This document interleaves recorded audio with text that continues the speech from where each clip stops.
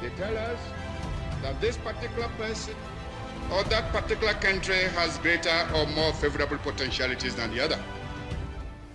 They do not tell us that we should unite, that we are all as good as we are able to make ourselves once we are free.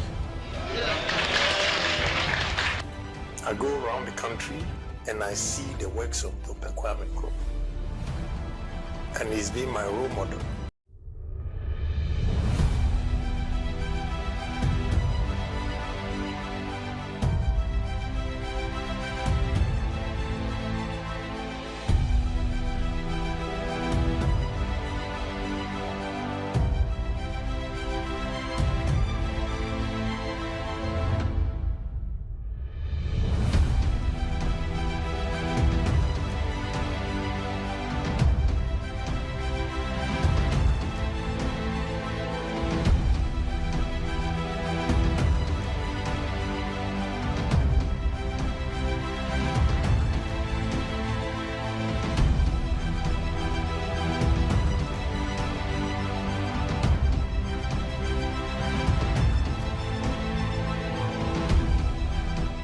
The Chinese president summons all our presidents, and they summon them. The letters may be polite, but it's summons. They go to Beijing, tails between their legs.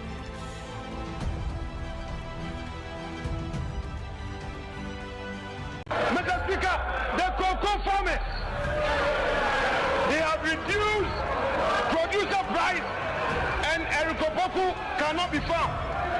They don't care about cocoa farmers, and they are here telling us inflation, macroeconomics. Macroeconomics is ready. See the pain. See the pain.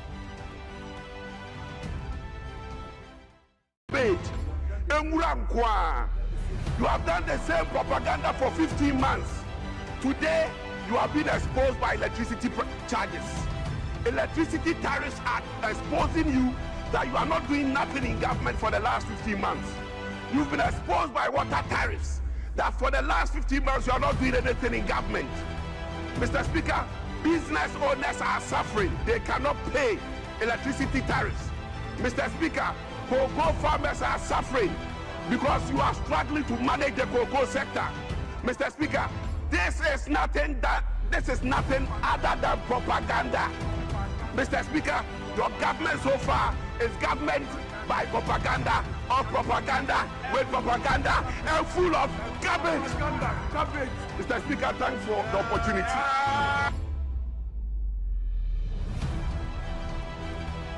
See the pain.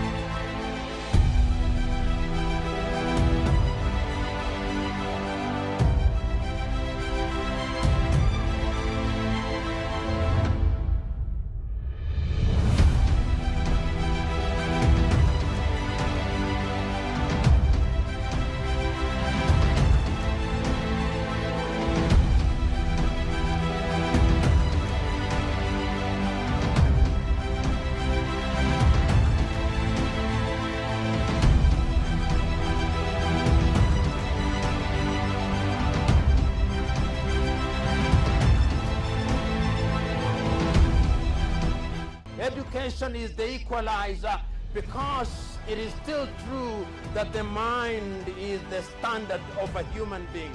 No matter how tall you are, if your mind does not work well, you are just a tall fool. See the pain.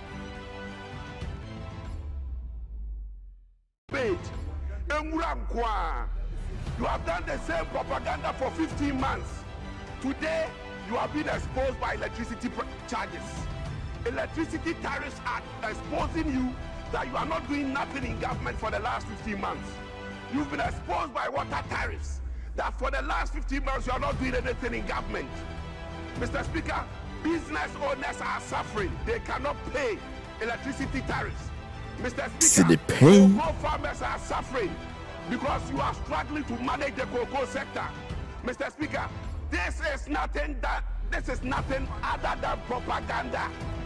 Mr. Speaker, your government so far is government by propaganda, of propaganda, with propaganda, and full of garbage. Garbage. Mr. Speaker, thanks for the opportunity.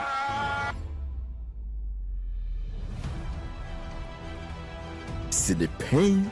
Now then they say, I am not serving only country, I'm serving Ghana, and especially the youth of this country. See the pain. Mr. Speaker, the cocoa farmers, they have reduced producer price and Erikoboku cannot be found. They don't care about cocoa farmers and they are here telling us inflation, macroeconomics is ready. See the pain.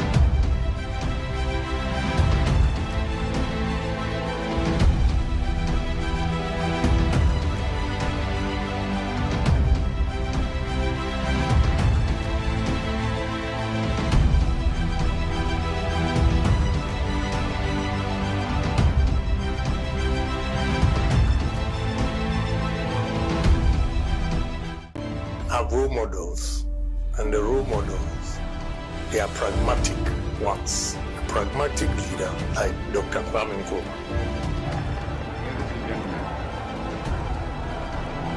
We live in a world of contradictions.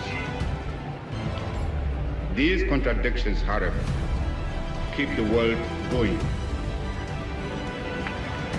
Let me explain what I mean. Ghana is a small but very dynamic, independent African state. We are trying to reconstruct our economy and to build a new, free and equal society. To do this, we must attain control of our own economic and political destinies. Only thus can we create higher living standards for our people and free them from the legacies and hazards of a colonial past and from the encroachments of neo-colonialism. When you look at the existing infrastructure in this country, about 60% of it was done by Nkrumah in the period of 9 years, from 1957 to 66. And up to now, we've not been able to match what he did.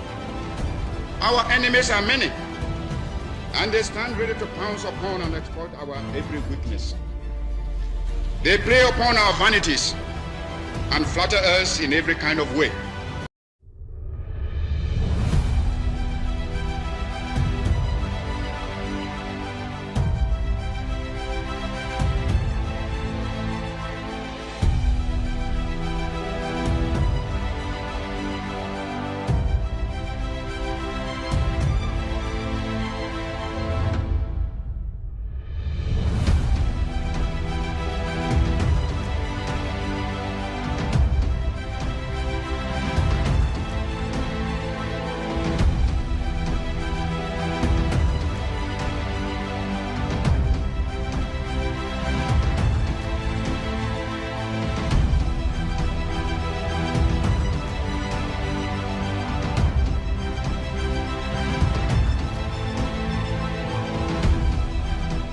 Education is the equalizer, because it is still true that the mind is the standard of a human being. No matter how tall you are, if your mind does not work well, you are just a tall fool. See the pain.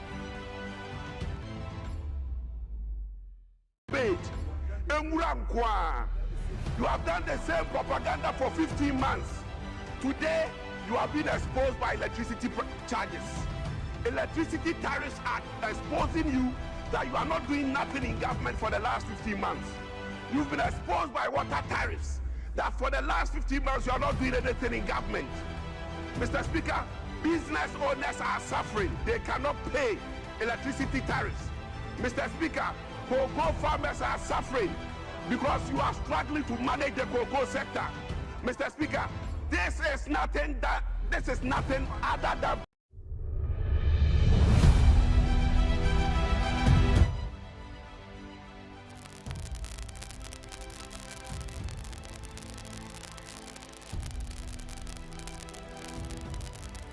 second day of July 2026. Another beautiful afternoon. Nyankopon aya dom tachomada abojoboje die mu afrisane braso say yede your #1 political afternoon show in Ghana.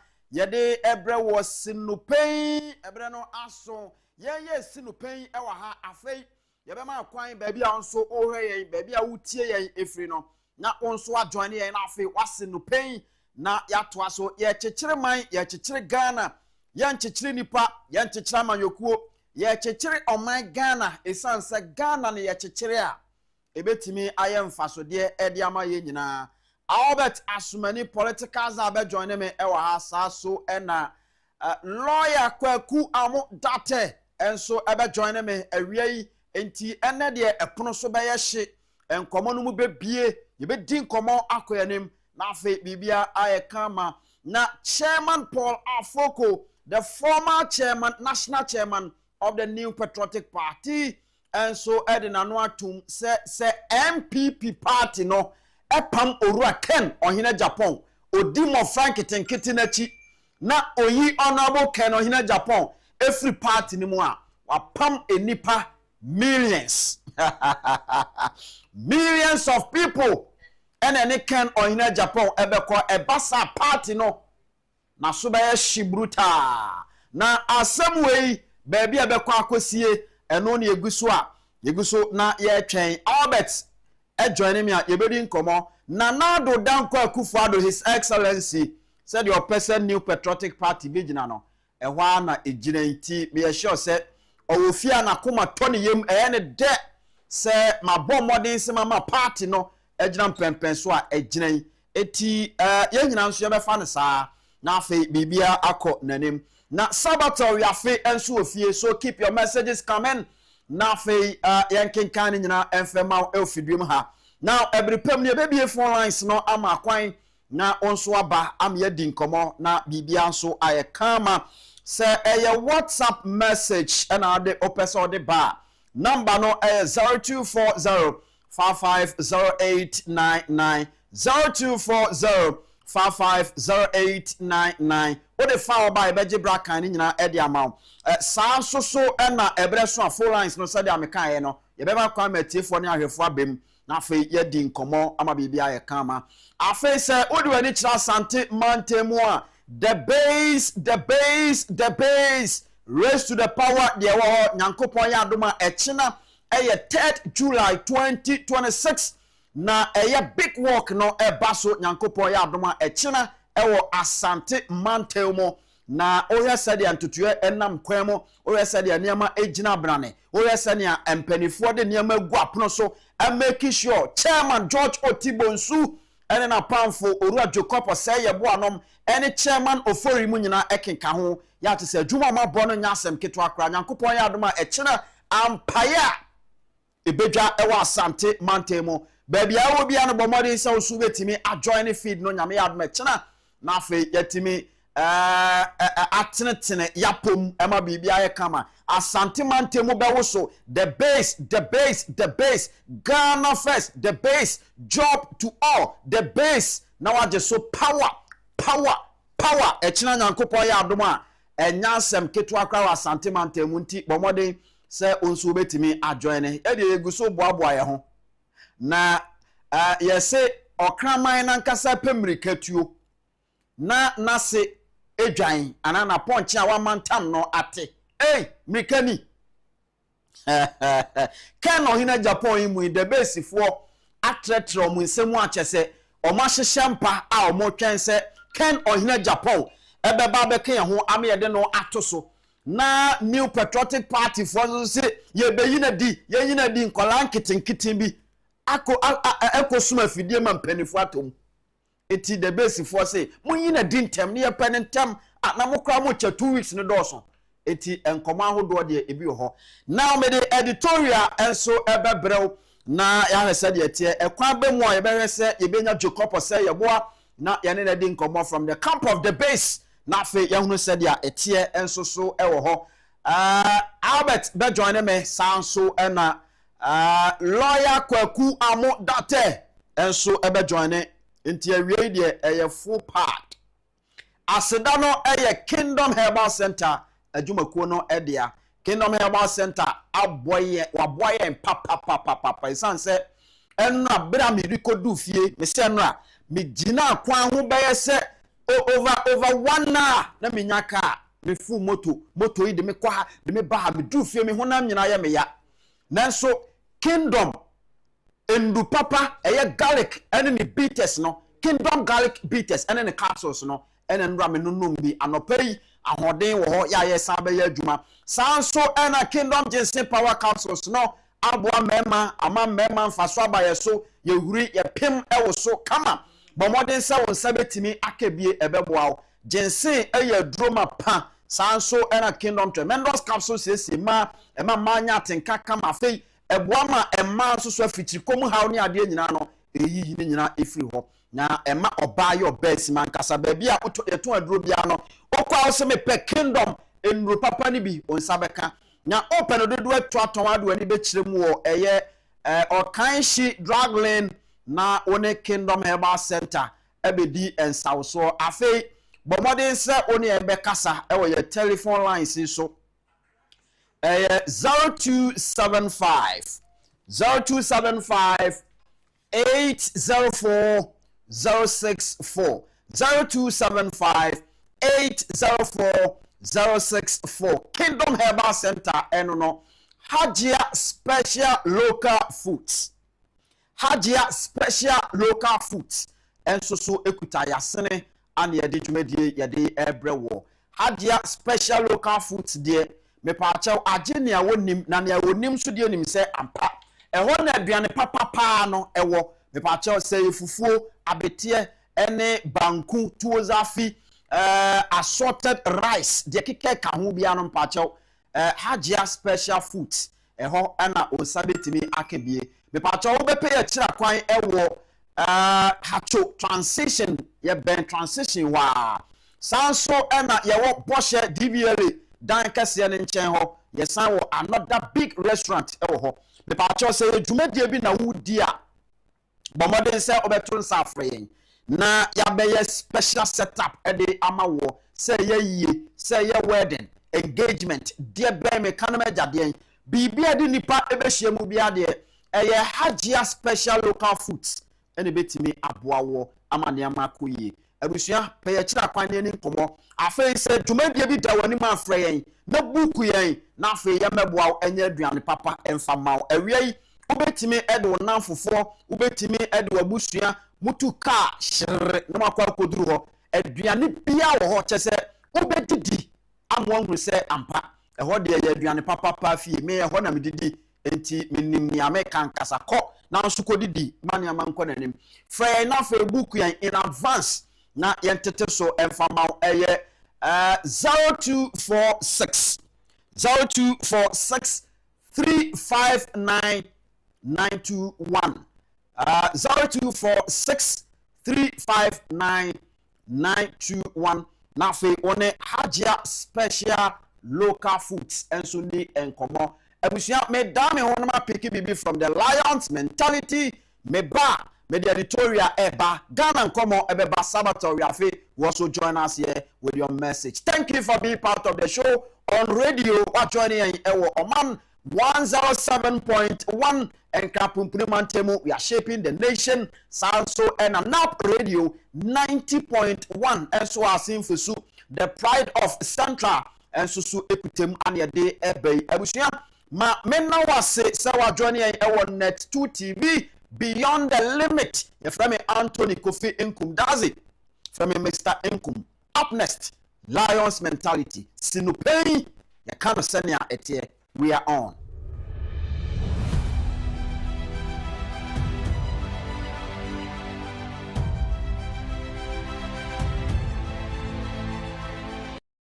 Osho said the greatest fear in the world is the opinion of others.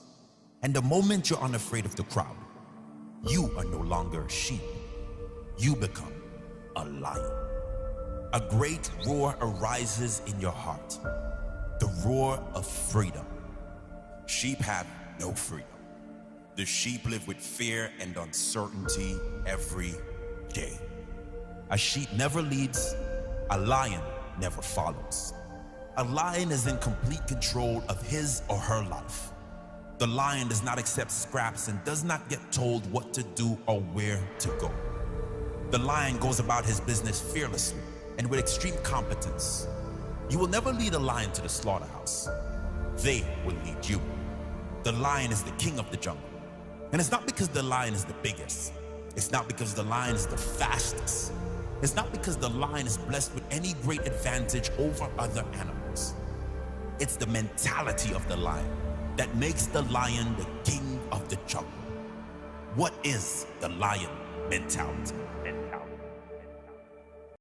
Regardless of the hyena, regardless of the hyenas, no so.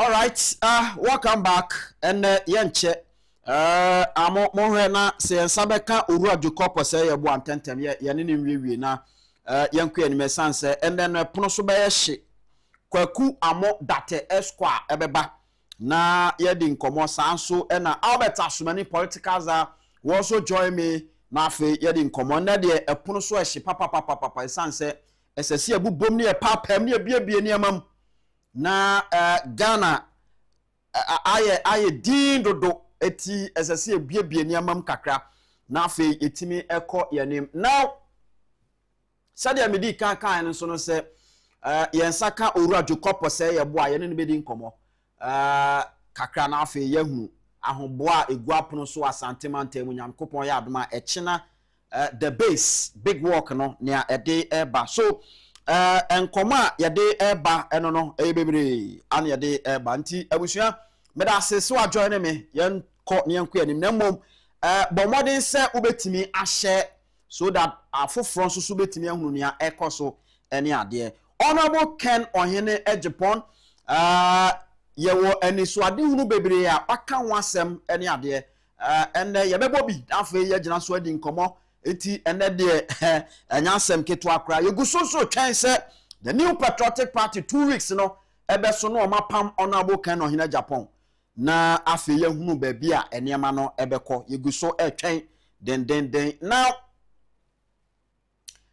you see say we ye Ghana ni a nia make cultural ni se nya kukuduro nenya ni daso se emre bi ba enema be ye because Oya said ya yete ye yankase ye memu na bra ye bre ewo mem ekwan ya obefa so obetimi enya ka akra ba adwuma kra no eya asem foforo anopa mi gina kwan ho 2 hours na menya ka emfa mma adwuma enti esese me sansu kofie ekoda eti me san kofie ekoda later ena me pay moto bi na befa me a metimi aba adwuma you see yani ayete ye memu but this is the kind of stress I go through na ni ayenso ye pe eno no enu nti ene enemu and I believe say one day enema ebetimi asesa that is my belief now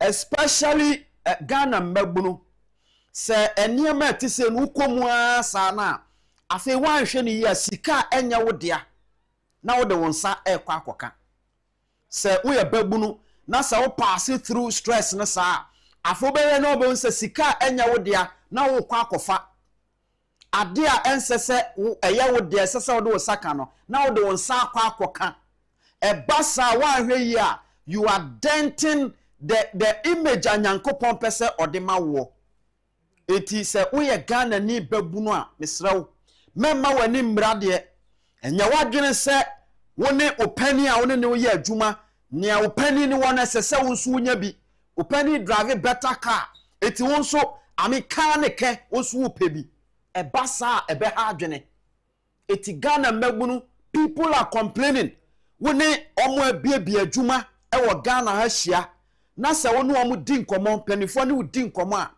it tells you say eduru baabi a na ejidi a omo wo Ghana magbunu mu no na eya akọ because obi abie adwuma se nka ye nyina no ya nante ho na yenya ne nkakra akra se be ya ye benya ye nsa no aduane na ye ne yabusua edidie enso behwe no na ebinom de nam kwan sonko so a emmoa ne ye wi adwuma no nti adwuma afa ne ye bie no ye be wi adwuma na adwuma na gu. This has been the story of many job creators, but a basa a hardware. Investors are Ghana, they are crying, woefully. Any kwansi a man basa. Yenya jidie wo nyankopon mu say, said ye tie bia no yen so so ye de womu no yen sabeka. May I have gotten a lot of opportunity a. Nanka metimi aye bibia ebema me nso abrabo no pa na gina soro, but I believe in time. Time has a lot to offer. It is a way Ghana near enne be disciplined. Adwuma wo ye no ma wani mre na yiro ho ye adwuma no be disciplined. Mema wani mrade. Because your problem pa wo Ghana ha, your challenge ba ko pa wo Ghana ha e unemployment. Anu dene. But se nyankopon ya adom na investor bi di sika bi hye baabi na odi bia dwuma ma nso konya bi ya me pawo chew me nua babu na wo Ghana ha memma wani mrade wunya bia di wanya bia fakom da sukyere wunya nkopon se de tie bia no obebie kwan e de amaw. That is the most important. Ma yanya discipline e wo Ghana ha yenua no me wa ma no ne dodo na kondo se ankombe bie nyuma nkakra ni akoyanim enso problem a omu face yes omu bua adman pe na yagu no now ma menkwa wo maso ewo Asante Mantemo na mene Owura Jacob Osei Yeboa encoding komo the chief coordinator of the base movement ma mene no ending komo nyankopon ya adomo a echina the big work ebaso ewo Asante Mantemo no ntotoye ete sei ewo ho opani se oteme nka ma me ho akwa aba enfamra sinipedwe de so awie yo mejemaso na metia atiefo nya omo na chu sawoti de debi wachira amanenya wawa esase Asante regional officer nyama bebre na kwaso anti. All right. Any problem now? Say no. The big work, the base movement. Adi shas here.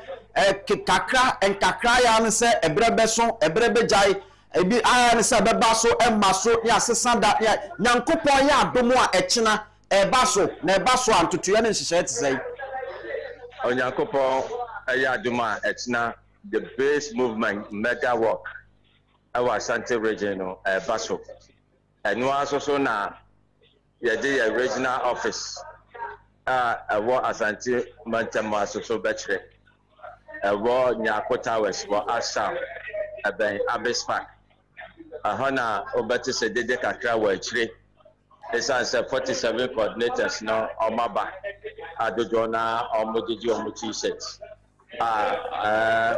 awdedom ababa Asante region ahoboabo ane de akoso ye pa obehu a the base bus na ba efiti enrachi ewo Asante mamu ha eti omo wo Kumasi within the Kumasi metropolis no jojo na ehu base car no fa omo free bro no back so na bi ojo ma baka jetia na kwa fa foforo de na kwa another bro no so na sa de o ma baka jetia obi obetina mu bia base bus na ye nyi obi aka pre obi atina mu free boto ye ama ye wo base car sa anam so ti de we chire kra wo behu base car aka also wa hana de info ayi o de camera twa obehu ba bia base be fa bia ye kan ye bus no nyakofo jiso the base ye GMI ba bia be fa bia e chama bi bia kosto kama wa santimamu a hey the vibe no is so great I wa hano. All right, enti nyankopon ya bomu a etina no time obey na dwumadie no hyase na time obey na de beko awieye ebo no nsia no na ye nyina ya bodompem our state boys school honum eti free state boys school mo honum a ni aba besi aye so ame Abepo Junction road no so eti ebe na ntia befa Abepo Junction near Woma for Bantima High Street in the so near the Ababesi G roundabout. Not G roundabout to no so. Yadane ya home. Naya de Yani Architect Cultural Center, Pamo, near Tiani Paso de Aquaco Pampaso. Near Wom Pampaso de Aquaco see a prisons roundabout or Kumasi prisons roundabout, Babia Wesley and Yuano. Near Sunnis are roundabout, Nasi, at the Abba. Railway station, baby, hello, from one. Near fair any more on Abesi or 2-4 runabout. It's still a 2-4 runabout, near Momo so kakra at the Aquacofa, Dr. Mensa. Ye free Dr. Mensa so now fed a chair home. Near Baby, our Kunadu Yadom, AstroTurf Park, our Ash South, Mensia South. A honum near Bedra, Titling in Intining. Ever you want tea. Nakasa hodu a yebeka no ye de akire Asante man nyina Ghana man nyina ane wiase afa na nyina obope base asem na sese brebebre ba mo bre nyina no obeka se kekanfo akeka ma adampan mo se the base political movement no nipa oyamo target eyowura Ken Ohene Agyapong Mate news and number said there has been several petitions HSA Yemfam Pamono every new patriotic party Amayokunum Mote Sansam na a ginger spirit and asset say Sansam Nadia and more much about the Mamma and the press conferences. It's a new patriotic party for Akase. Abo be discipline a comprehend to send your mother ye kabna Japan afoko ene same crap na emre bi na twa mu na aka me je kopo say boa na tu America so baso na mababa bom nsam miensa adama MPP for so mo akokudiro se o machimi aka say o suspend ayi Kennedy Ohene Japan a comprehend and I say, I'm sure my nephew to send on the some carbon. I can remember and some more. Your mom says so much to me, and yes, I made your couple say, boy, any basic for you now. You're from one MPP party. You're from Munatu. And she says, and as I say, I'm me from Munatu, and I say, a boy, some amount. Name so much more than you, Nadia, rather get it. You papa. So you know, man, you know, but be our Sabia, Yaka. Ye beko. Yamanako said them, now to your man in P free them. And now soon that your boy ran the free. Ya Cochino, ya Bonipada, ya Manababe did the basin. Etty, yeah, dear, says MPP for almost choose to see a boy and some more. I say, take party being deaf. All right, meaning say why a busy pa na question we emra na fe yenja ho Nyankopon ya adoma 2028 yedi kanya ntie se the base movement no mo bedane no amayokuo na afi mo nso mo de akọ contest saa anamontuo no guso anase sese de matoma adwene mu ansa anamontuo no eguso enso so behwa the base movement no ye were your board wo your national coordinating committee there were 5 committees up to the polling station level. But there's your regional coordinating committee and a constituency coordinating committee. Over the 45,000 polling stations. Yes. It's basically yes, a better party. Your party now based still a better. It's as a batter be a war, batter and or batter and it's not a man banner.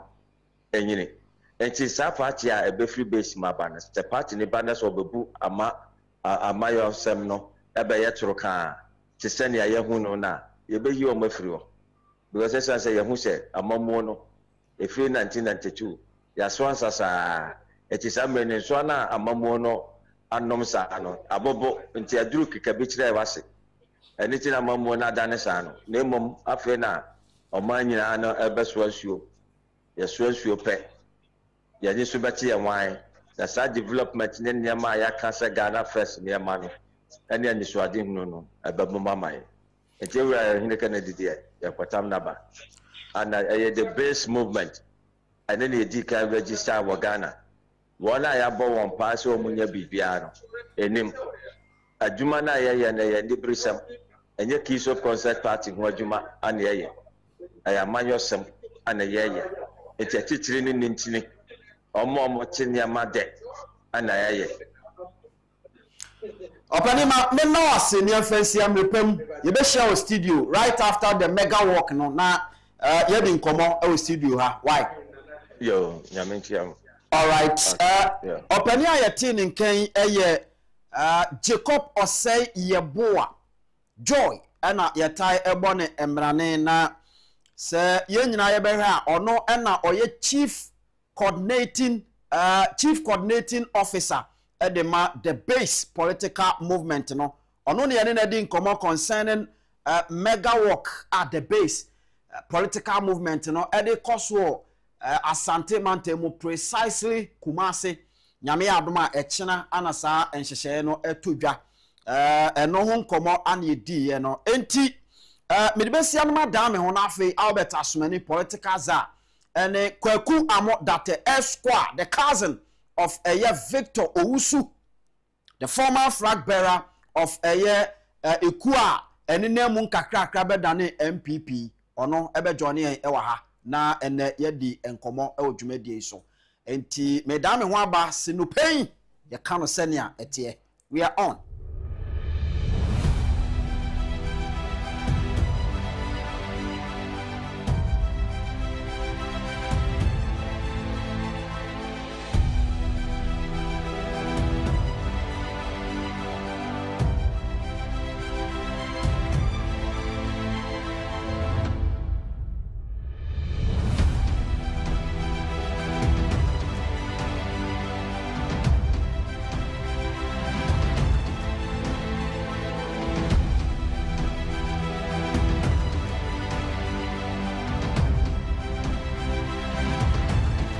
The Chinese president summons all our presidents, and they summon them. The letters may be polite, but it's summons. They go to Beijing, tails between their legs.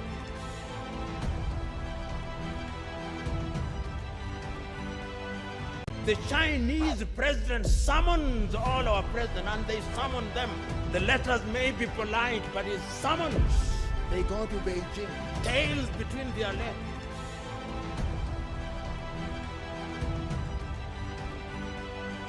The Chinese president summons all our presidents, and they summon them. The letters may be polite, but it's summons. They go to Beijing, tails between their legs.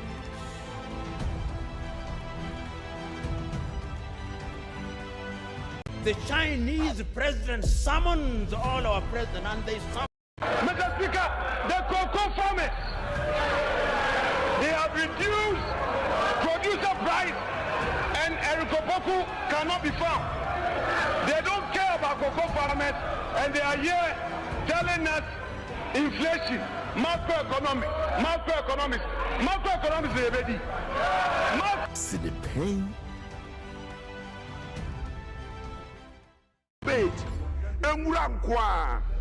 You have done the same propaganda for 15 months. Today, you have been exposed by electricity charges. Electricity Tariffs Act exposing you that you are not doing nothing in government for the last 15 months. You've been exposed by water tariffs that for the last 15 months you are not doing anything in government. Mr. Speaker, business owners are suffering. They cannot pay electricity tariffs. Mr. Speaker, cocoa farmers are suffering because you are struggling to manage the cocoa sector. Mr. Speaker, this is nothing other than propaganda. Mr. Speaker, your government so far is government by propaganda, or propaganda with propaganda, and full of garbage. Mr. Speaker, thanks for the opportunity.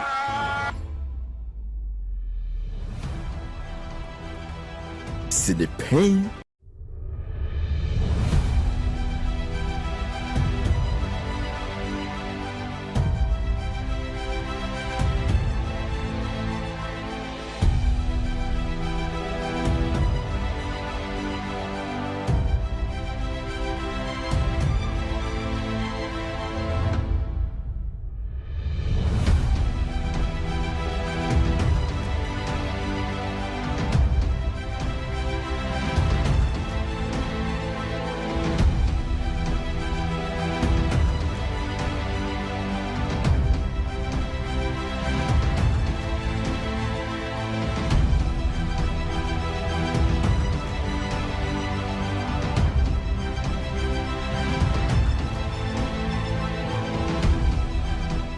Education is the equalizer, because it is still true that the mind is the standard of a human being.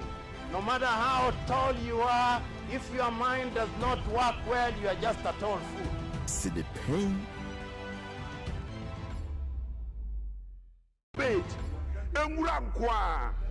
You have done the same propaganda for 15 months. Today, you have been exposed by electricity charges. Electricity Tariffs Act exposing you that you are not doing nothing in government for the last 15 months. You've been exposed by water tariffs that for the last 15 months you are not doing anything in government. Mr. Speaker, business owners are suffering. They cannot pay electricity tariffs. Mr. Speaker, cocoa farmers are suffering because you are struggling to manage the cocoa sector. Mr. Speaker, this is nothing other than propaganda. Mr. Speaker, your government so far is government by propaganda, or propaganda with propaganda, and full of garbage. Mr. Speaker, thanks for the opportunity.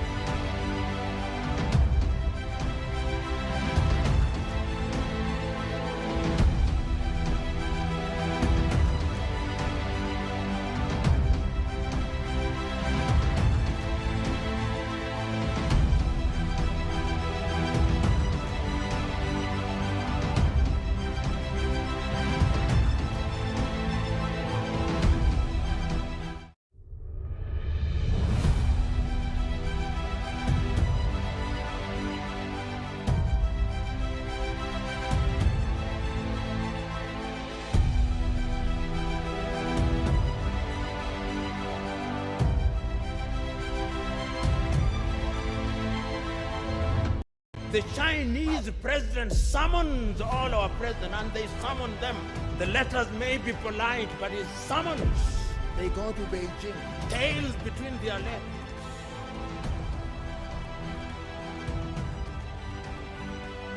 Mr. Speaker, the cocoa farmers, they have reduced producer price and Agyapong cannot be found.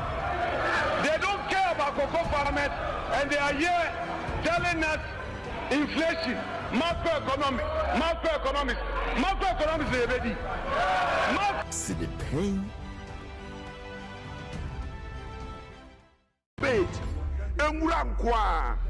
You have done the same propaganda for 15 months. Today, you have been exposed by electricity charges.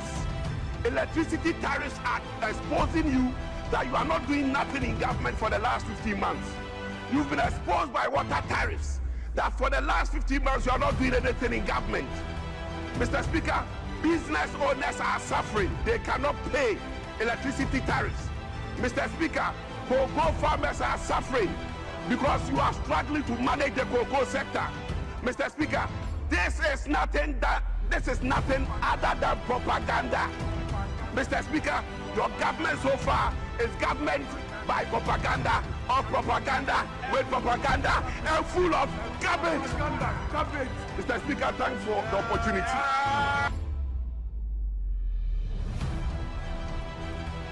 See the pain.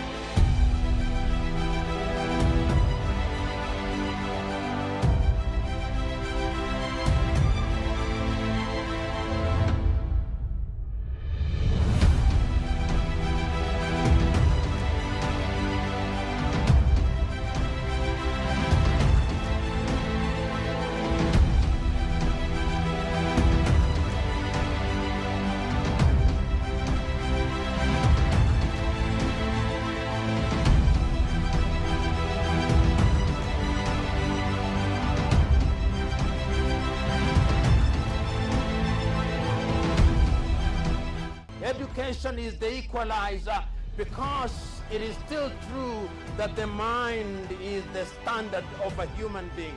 No matter how tall you are, if your mind does not work well, you are just a tall fool.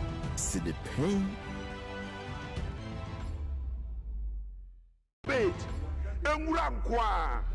You have done the same propaganda for 15 months. Today, you have been exposed by electricity charges. Electricity tariffs are exposing you that you are not doing nothing in government for the last 15 months. You've been exposed by water tariffs that for the last 15 months you are not doing anything in government. Mr. Speaker, business owners are suffering. They cannot pay electricity tariffs. Mr. Speaker, cocoa farmers are suffering because you are struggling to manage the cocoa sector. Mr. Speaker, this is nothing other than propaganda. Mr. Speaker, your government so far is government by propaganda or propaganda with propaganda and full of garbage. Mr. Speaker, thanks for the opportunity.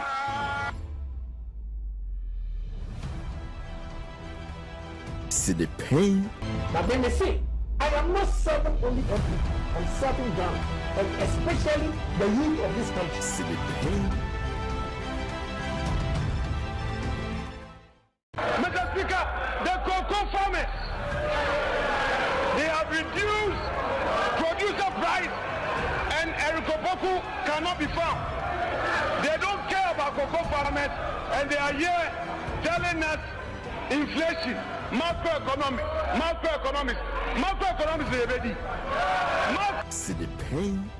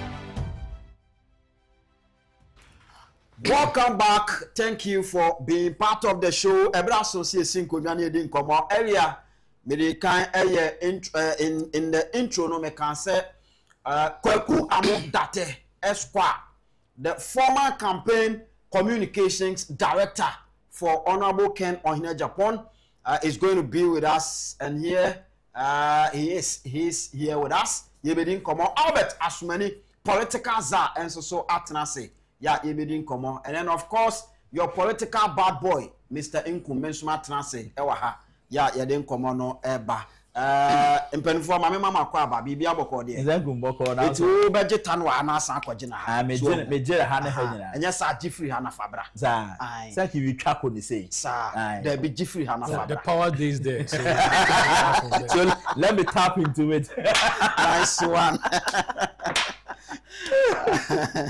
Nice one. So and who say yes sinkonwa say dia no chese enya sem keto akra ye Penin komo ane de eba.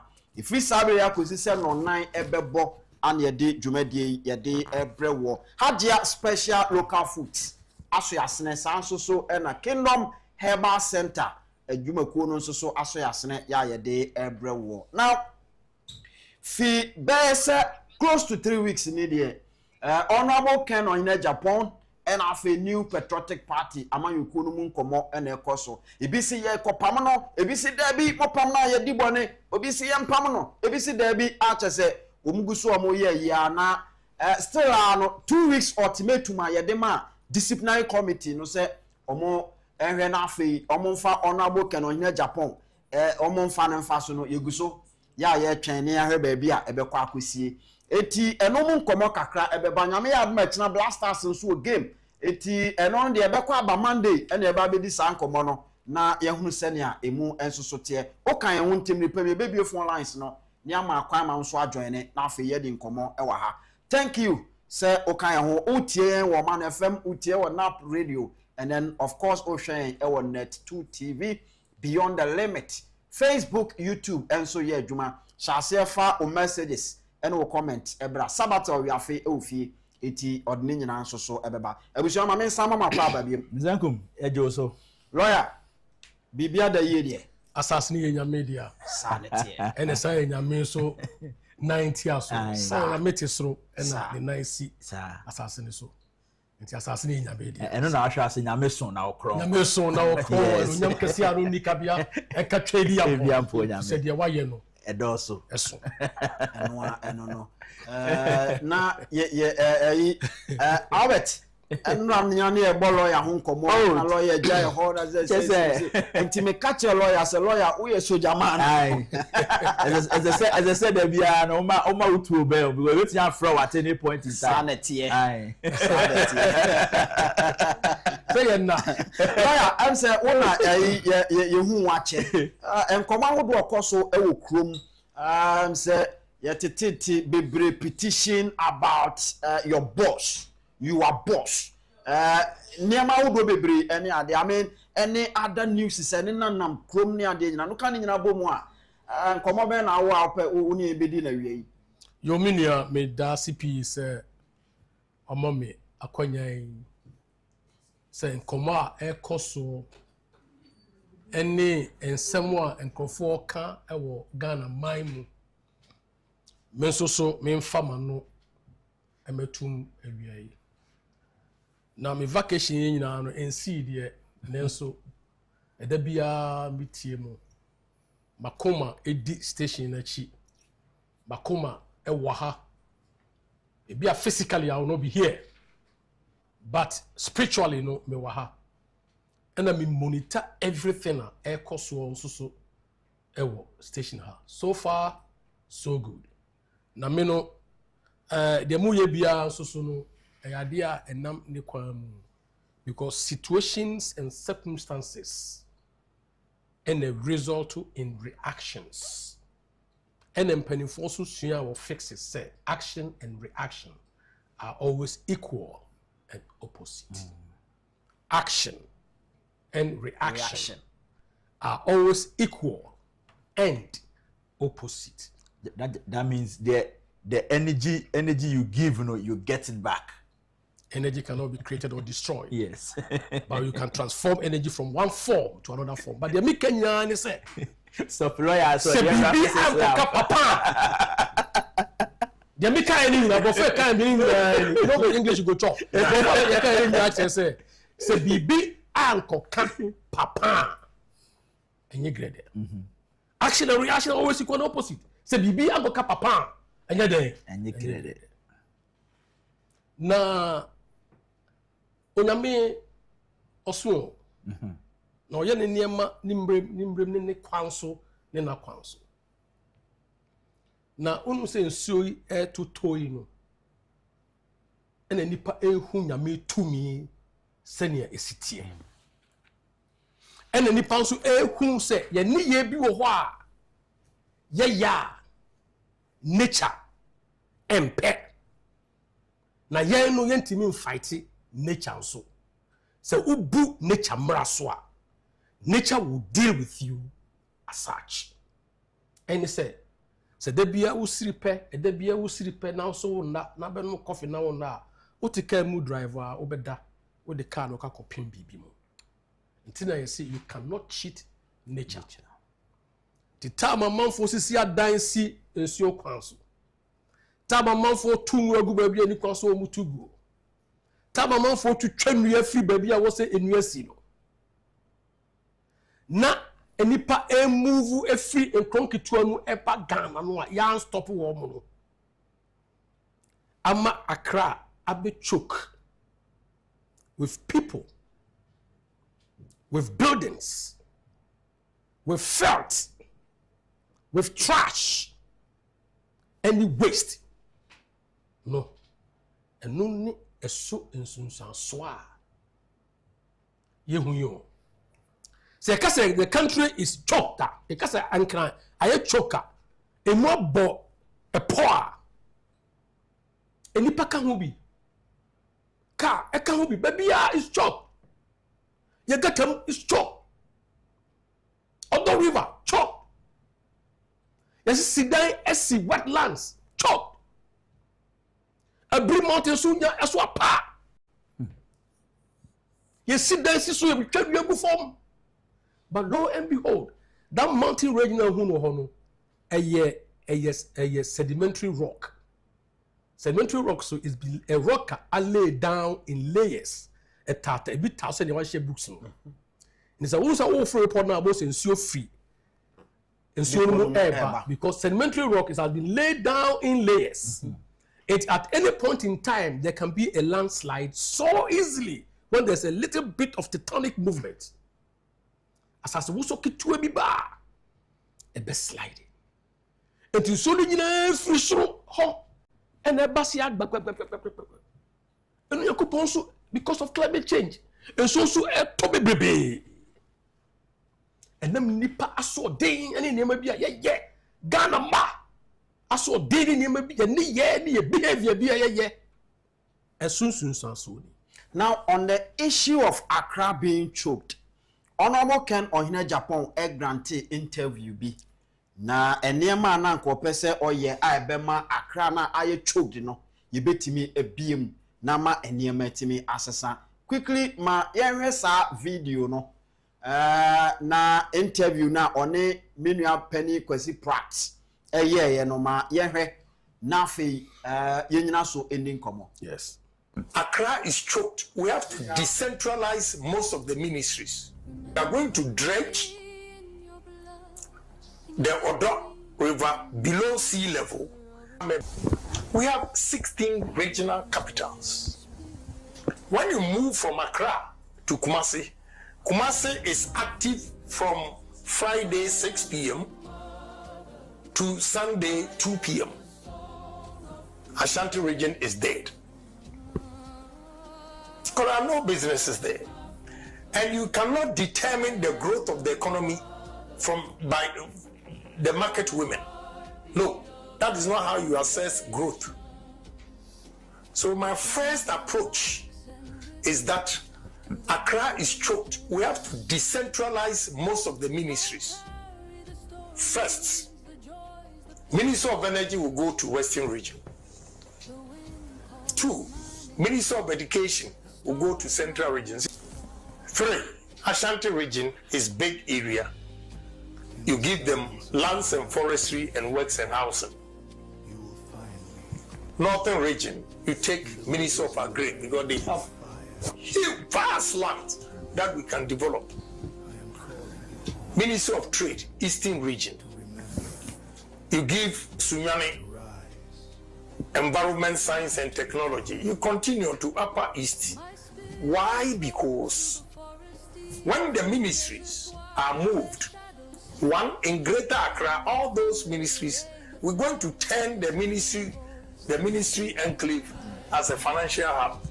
We'll use why it is easy to start moving the ministries is that all the regional administration in the various regions are underutilized. The capacity. So initially, when you move Minister of Energy, you split regional administration in Western region into 2. When the workers go to Western region, they begin to rent. People now will begin to build construction. People will make phone calls. People will go to restaurant, market to eat. That's the beginning of growth. Okay? People will stay in the hotel because one transaction may take you about 2 weeks. When you go to moving pick, I see a lot of whites or foreigners there. They will go. Minister of Tourism will go to Volta region because you know why? Traveling around Volta region, I see the potential in tourism.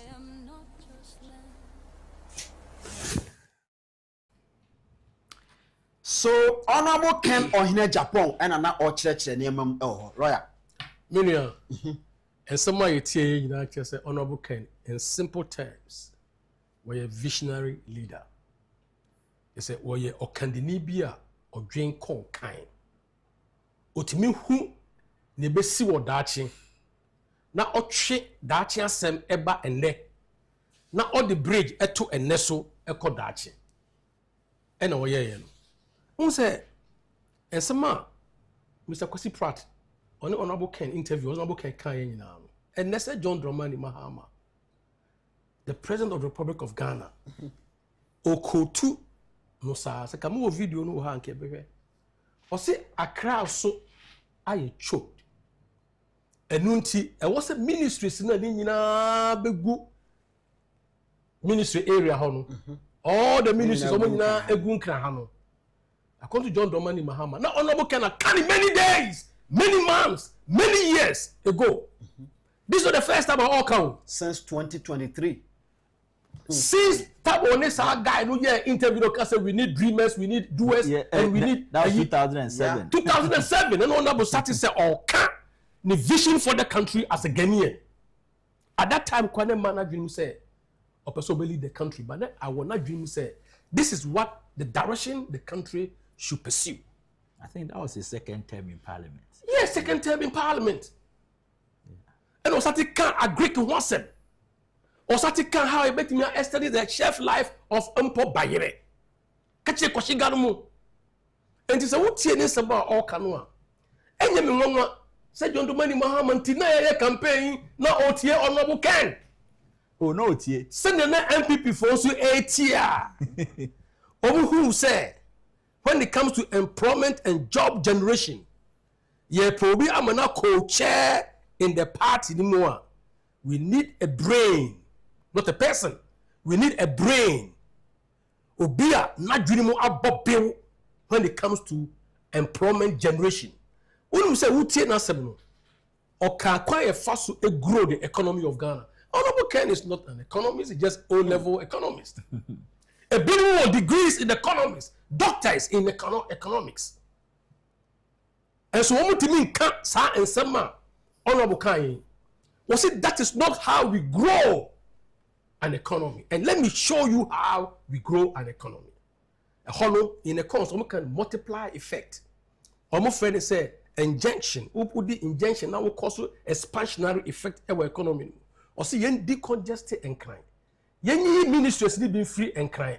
pumpuni mountain mu ha na yɛmfa agriculture ya epanapa kana agriculture yi agriculture yɛmfa conducting region wan kan sa keke o okasi yɛmfa conducting region ɛna ɔkyerɛ die ntia ɛwɔ se yɛde conducting region wɔse hɔ deɛ ne nim deɛ ɛne ne vista okoye ho nyina since 2022 eba 23 eba besi 24 ya yeto abai 26 ya yeto abai ya modi akohuma anytime any sabe kwase buo apobo agi free ne Ghana force yemfa ma no mabie Ghana mu man na moframa enya adwuma yenye free ni se no sa me bossa entoa no me hu se esiriba sase no is vast. So, or you see the term, or say vast land, vast agrarian lands. A hawk and a Ministry of Agriculture. Because who say all the regional ministries Nina the hawk and yet Juma sending was say, Omoyan until be agriculture. Every year, no, they are called a stream. Now, almost as yam tam no hono. John Domani Mahama is now talking about soya bean. Honorable soya bean was the dad say a stream, you baby your soya bean or Ghana import soya milk. You buy soya milk from a stream. You generate employment. Now, or check a choir and now you book more. Or see the Northern agenda. The 5 Northern region agenda. A choir be first or be prevent the kaya. A month for free a slow eba from no near decongested and crano. You be creating more because a Greek no. You be remove Minister of Agriculture. One more kohono that first a chief directors all directors no omo never ka kotra ho amafo be ya adwuma on benya dan ye be si dan ye hotels be nya adwuma ye. This is the expansion. This is how we grow an economy. We are no say western region so or the ministry of energy and the beko ye ba central regional or the ministry of what education and the beko because if it tete be nyina we share all the schools Kwabotwe, Adisco, Holy Child, St. Augustine's, Madame Koye, Madame Holy Child, and Wesley Girls. Wesley Girls, they will come and come to school. House University, Papa Consul, the University of Choice. Yes. If you are a leader, that's a junior. You don't drain in silos. It's a and Kosro and Muffin.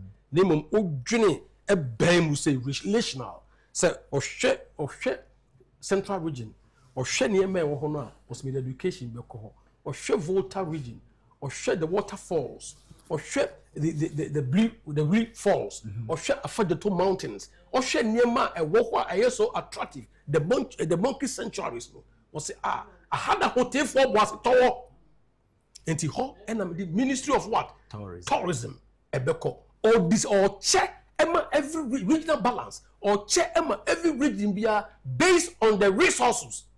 Ya ewo hono. Now the minister also they call echo. Also come say Asante Muso.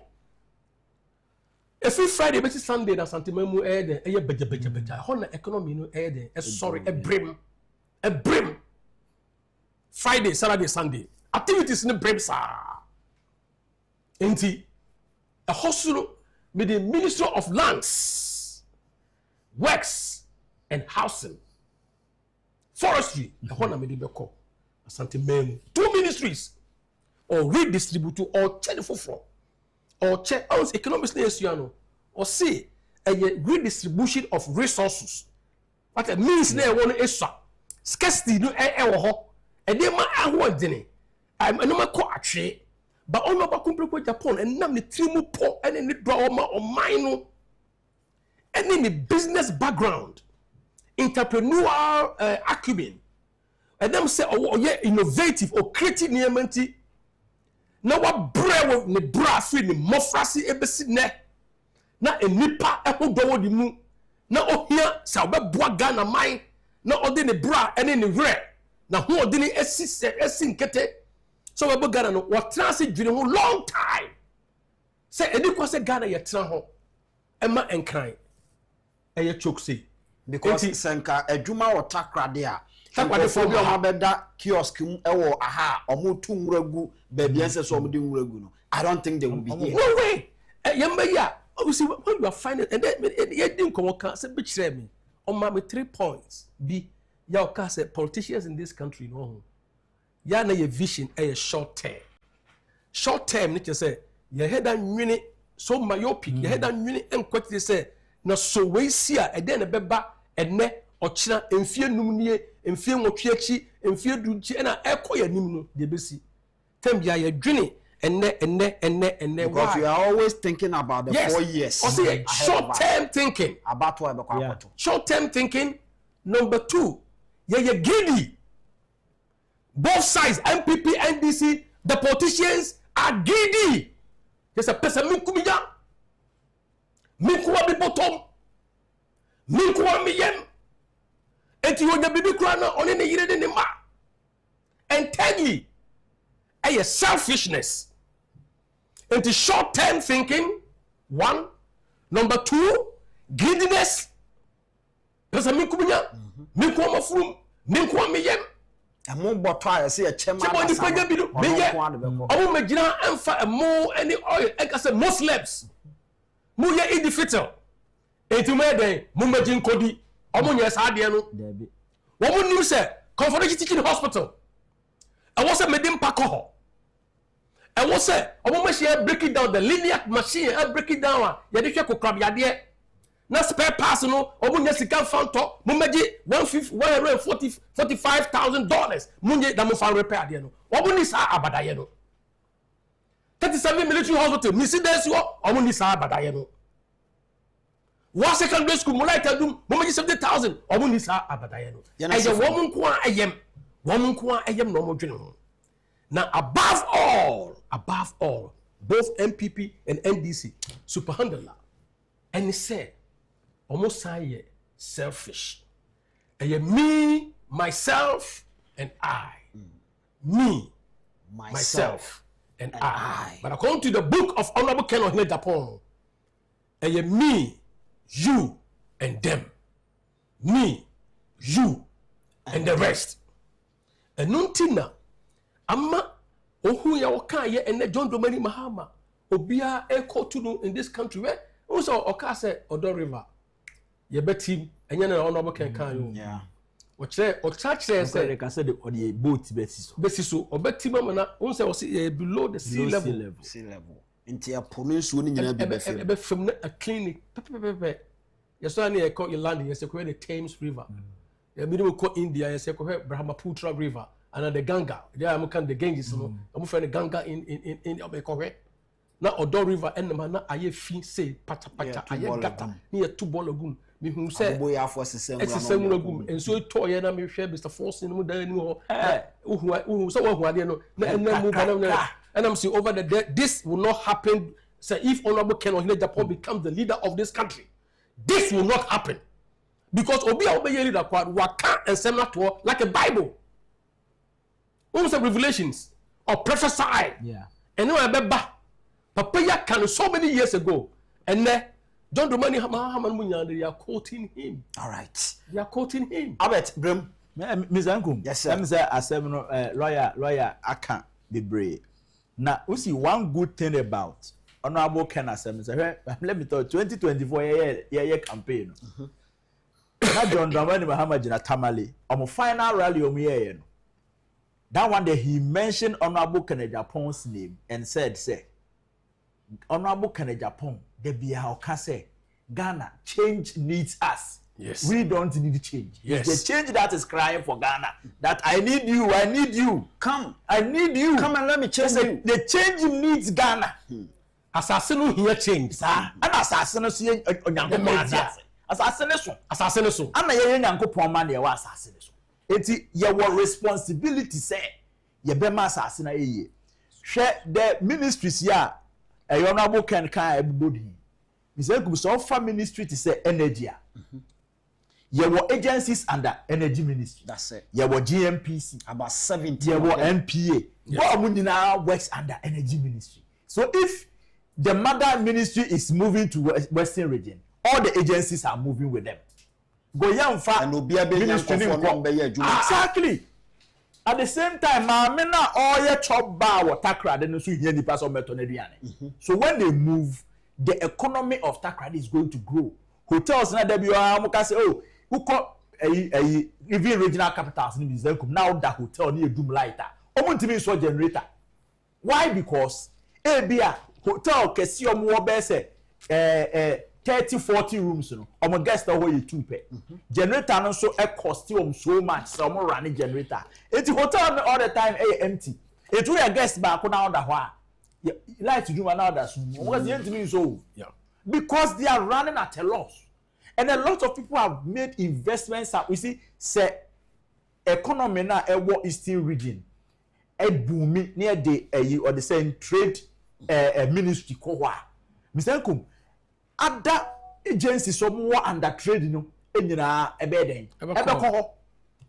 Enti ubenya say every weekend every weekend a year bank wana kofodia eba be he udu kofodia Tuesday na it goes down the same Cape Coast and na yet he say school for him makwan na Cape Coast a complete goes down but say education ministry wo still e ho be ko so abrem e say na say GS dey akọ so that ebema Cape Coast baby wo agencies some for Kingsway ehona action ni nyina wo eti spreading na central region so no enya ne de eti from honorable Ken asema o kan ya enye me nwanwa senjo esi iponipa ba ko Ghana ha otie honorable Ken na okope no a e don Dramani Mahama aha yes honorable Ken so make another statement say the indiscipline in this country no and that culture na ye graduate ni credit school back out and so my but timelele bisa no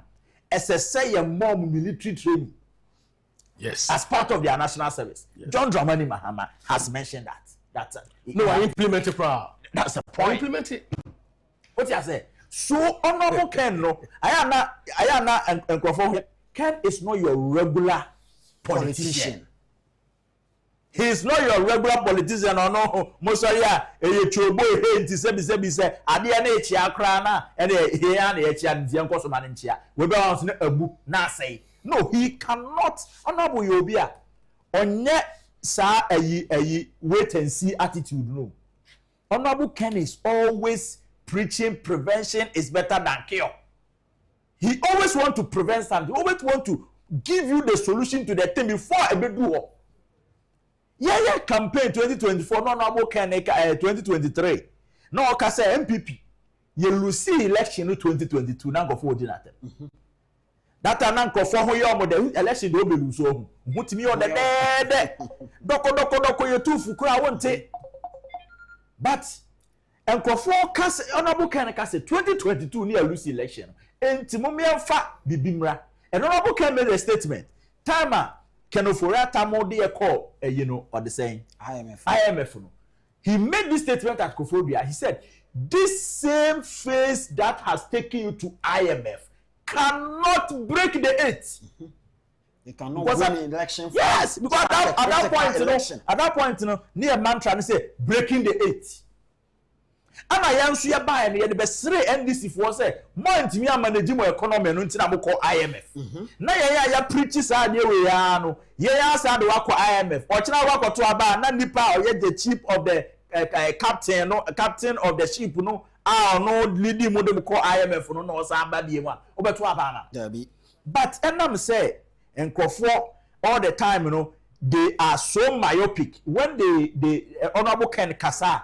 Who say a noise big masum, they are not able to process it, they are not able to think through all they are looking for. A baby a metimia share, it's my main kosha motuum na onye greediness na or a lawyer can and no idea a kukui and my because nipane ba deep power say womb.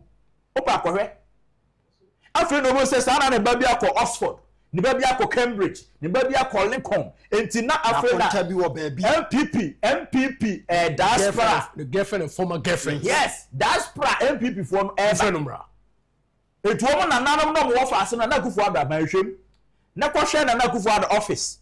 Na kohwe ni pa odo mo twa no hye ne ada nkrofo de bisa ho se obumu ho ahe na wagina platform so aka kududa kokoshe na ya asafo mafo ba ye de beto senate be director general yi time na MPP for ka say IMF ede ayi ye de ban yes kofi asafo mafo ye de ban ato employment so ye de na ya asafo mafo ba na ya be fa na akoye director general I was senate papa aha senior minister. So that is the greediness that we are talking about. You see, and you see, MPP for now, my dream and say, and penifone will have betrasia forever. But a merry way, you need castle. Say, OJ party, OJ, my you should be interested in your youth. And penifone baby say, and Mabunu to sa, and penifone to say, could the Mabunu. It is not just any abel. They would the extra say, who your penia, now only you to know her. Na se wan hwe you to na develop your mama meye apapa fo a ofi ho a na oti ase. And that's the clear case of MPP emu na nei. Me sure say papa so ankuma na rechida na nenom ene or the saying hackman no including na akufo-addo any other people na party DHM samu. Se mo ye amuni o ma se de ene ye and I'm telling you say 2000 election kran MPP ntimi win. But now kofona na yesa adwuma ni nyina wo vision sa generation ni fade out no na other people na eba mu no greed asho moma. I knew MPP fo ane omudi omwa ban mu a mpanimfo bi na piki wo egumi o mende ma beye nipa but sa kofona kwa mpese obi beben no. Could you believe so obi ana me Tescom president no na Tescom national coordinator ebe di minister emani shia no baby man show when say you look familiar. What you say? That's all of a sudden obi minister we no afi obi ama e hoho ama no it was shia me no ka say this guy looks familiar. Oh, he has spectacles. Yes, as what we say me See you. You are me no na ye aduma sa enti say ye the greediness no eye omantichire nye ye de poli if in fact asori kra no say wom na say osofo no leader no wom na ampanifo no wom o me ye greedy a asori kra entumi nyi enti that is the attitude that your politicians no bebre asho moma say ye honorable Ken Agyapong or ye whole institution. I'll be happy one day say anka ebi anka my own UPSC ebe fa honorable Ken be a center for Kencity Agyapong theories nanka yesua na ma woka na yemfa entrepreneurs e okrom ha no mo hwe how they will develop na mo fa nto omo ma fa Adam Smith no mo economics book omo mo quote word for word no mo di baba chi and poor. Somebody will come and give you solutions. Ama 170 questions. Edi ama will be say or answer. Nipa no be assume same position, you know. Sa nipa no to me use same solutions. The time na ye work opposition. Dr. Mahmoud Baumia, Emma MPP for NDC for lectures. That is where the famous if the fundamentals are weak, the exchange rate will expose you. Those days he was doing those lectures. Na yinjina yeni ajenia wa reshemu wa papa ne mu say. Dole no given the opportunity no. Ghana economy there to me fa sa party and feature. But what we saw was directly opposite. Enti enye kasa, enye theories. As we are practical. And we want to an American economic policy. And farmer, you see, policy transplant. And that is why some of us time I call COVID, and yes, I lockdown America, US, no more lockdown, to call lockdown. I told myself, say, you bet me assume Biane, Eddie Aquacoma, an American, or as far as Mr. Ghana, Tamale, if you are crowd, Ghana say lockdown. How are you going to even sort your people out? And your father European, the Western world economic policy and your person you Ghana. Meanwhile, your people and your economy is different from that. And not honorable Ken, are there a money here exceptional? And they say, Ubia or Tom sokoduya e wo street mu onim ni mentality onim na adwen onim how nipa na pese okọ ana eba the big time businessman or Ghana ha ono no ye the biggest business no so honorable Ken he can relate across the length and breadth of Ghana's economy enti sesa nipa we ete hodo okasem na se wan kasa wo dia eya na mama me kai me Yesu asem okasem me ba me diem na me dia anyeme because all honorable Ken na Agyapong wo nchen na obetimi ai amma wo sa you see senka wo dia umpese obeto aba honorable Ken umpese honorable Ken be your flag bearer and can tap into his wisdom and his experience and who tells him why the catcher say Paul Adumotre on national television has said say he is part of Nkofomo drafted Dr. Bamia policy and Ghanaians should expect and someone honorable Ken Akano most of them in the policy. You see, somebody be dada. No, and yes, somebody be dada. Sincerely, who said the papa bill betting afa because Mr. To me and implementing me ideas better than me.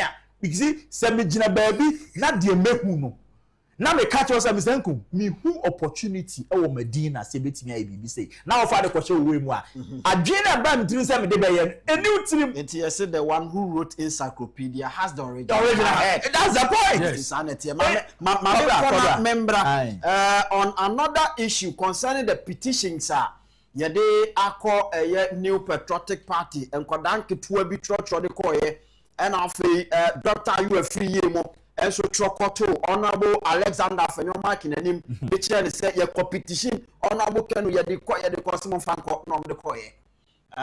Nidina China, disciplinary committee, Eguso, Totun and Yamano to South from Honorable Ken. So Beko, so uncle, a one. Now, Chairman Paul Afoko, a former chairman of the New Patriotic Party, or Saiko, Gidi Siaman, once and be a chairman. Obey chairman and not do that akufo-addo pamono. Ade che ye kwada so no pamono se ko.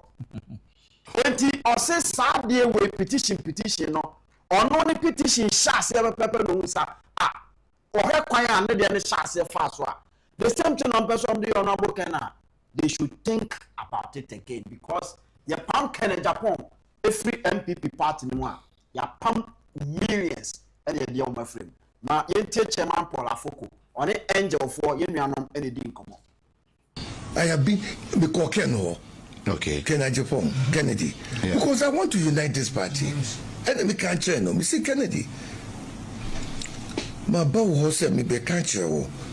Say I'm going to contest. And when I win, I'm coming to ask you to come back and work strongly for the party because what baby, you are no longer active.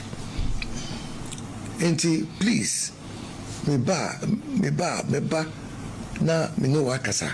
And then he said to me, hey, senior, that's why you call me. He said, senior, who go contest me? Say, I, and you call, who win here, blah, na yankasa. And for me, that was good because he didn't shut the door. He didn't say me, and so when I heard that the same day I almost called National Council say, when we hear petition against me, but he said they even prepared placards and they almost demonstration say Yampam Kennedy. How? And some people displayed it. And we are digging the hole. You are in a hole, you want to come out, you are digging it. The late Professor Buzia, Prime Minister of Ghana, Onune can say, and Ofia Asante Maya, someone didn't know.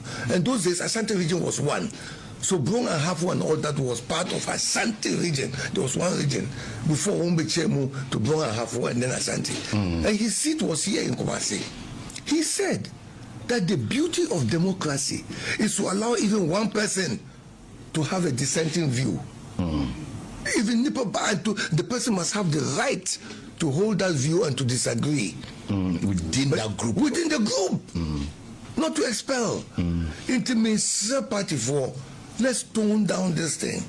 Don't make my 3 hours difficult because I want everybody on board. That's why I went out because I tend to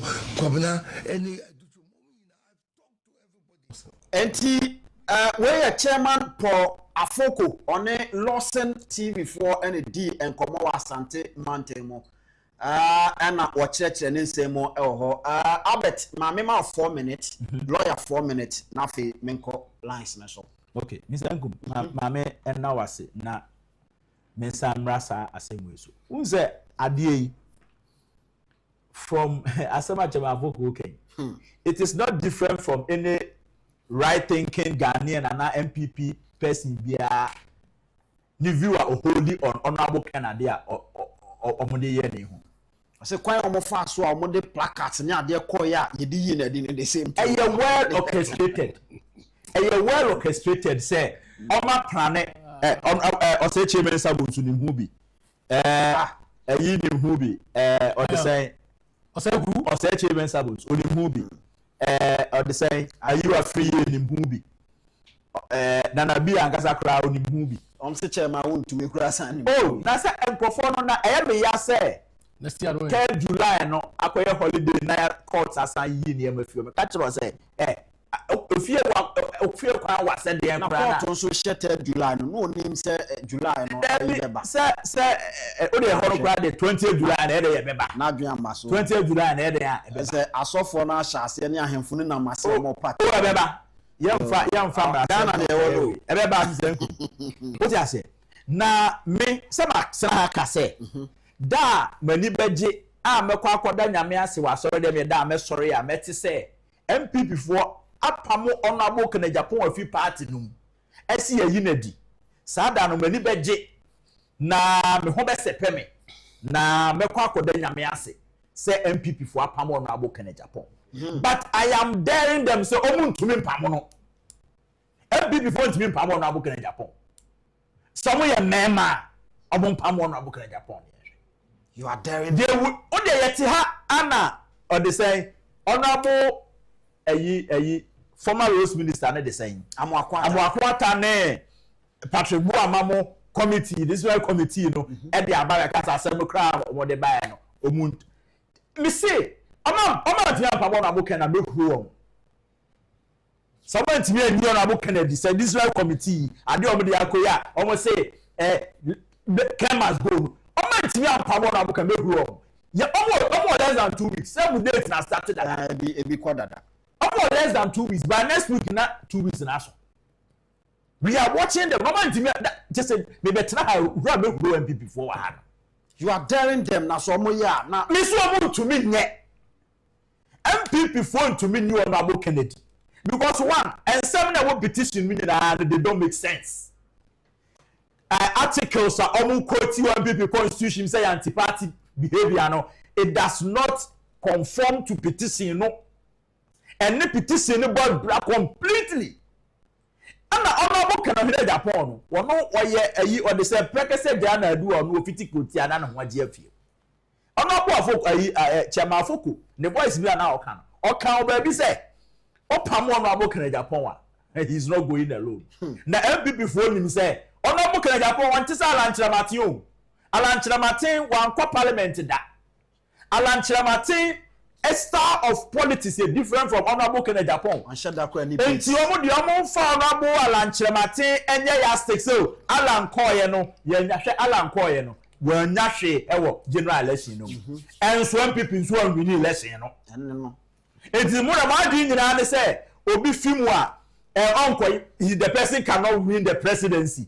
Enti no what do you say Alan Koye no when me win the presidency Alan Koye no so 2.1 million people and to am and so why you not talking about that Alan Koye 2.1 million people abstain from the general election they didn't vote okay enti the same way no me per se honorable Ken Crown MPP from Pamono na me share peace MPP for benya o party no na me share energy o benya o mu na me share momentum a party ne be gada against 2028 election ye be kire o say yen say omo in politics ne ya yen so ma battle Albert Asumani political za eno no lawyer na why no dey call committee why honorable Ken say why dey anti-party behavior and we put in anti-party behavior and say all kind of cray anti-party behavior but at all time you need to defend your party now na me no enye me wanwa Say the same party in the list 10 sins of honor. Bah.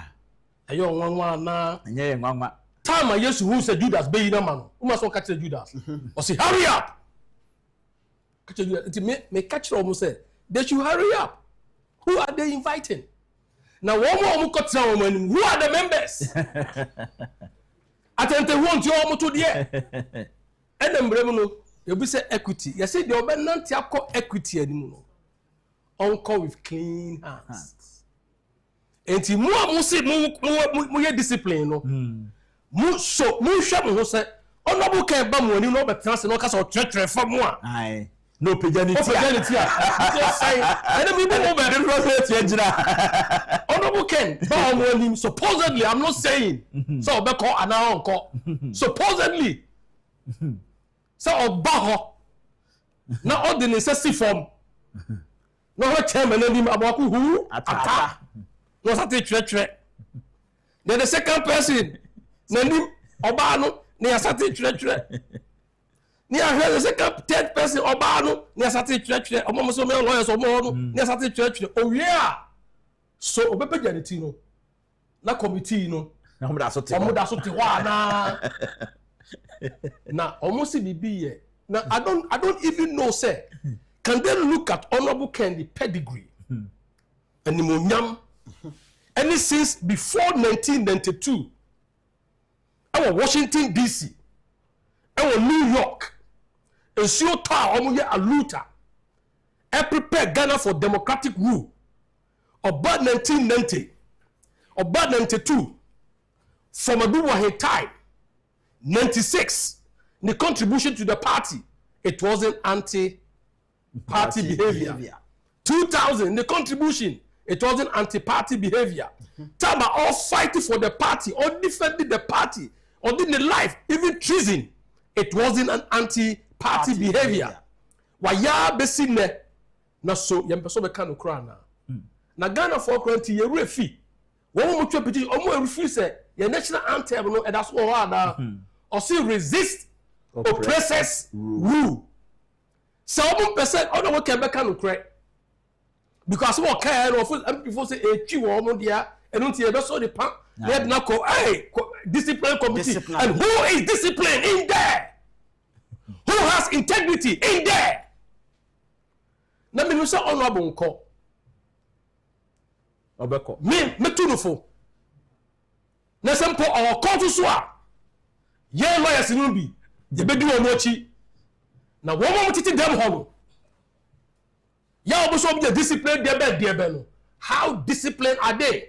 Na say also your discipline committee member na many women na kumbia pa trust me na kumbia but not to the same level as or say chairman sa bonsu but not to her and the ni che okay but tell me fact who dey there show mo to no baby na mo say we na for focus here what dia we dey be change na mo ye busa wo say ti dia bonya no ye no what ye na ko mi say manti so selective here yeah they are bonya no ye they are you no ye against the constitution say ye the hooligans ebe say aba ye beto no e dey na ye anti-party internal party members party each other party if you capsize the constitution of the party say yan to bafu na efi na pampam embra na se e me di fi na se e na pampam mu ye konkolai etichim di pansa na wo ye sa de no ma patam gu ase e de be na ye anti-party sa e de be na ye anti-party behavior say yan to aba nwie ye ya ye nim say wo say to aba nwie tiri ye bu baba ni wie na isi edicate isi yan declare ye na wo di party anim ye di sti ama wo say di party na nim na wo di party na nim ni am baba nwie na wo jani free stadium e de be na ye anti-party e chen say e de be na go party we animu ase say de na abetika all lectures and more promises Emma vision move for me na me drive me ba economy me ni say me ba o share about akese about the economy of Ghana na oba ye want me anya hu na yakoto aba Now it will lose by 2.1 million. A dear Ben the chain, we are a anti-party say ya. I'm bringing the name of the party into disrepute. Now listen to this. A dear anti-party behavior brings the name of the party into what? The party then go at a chain.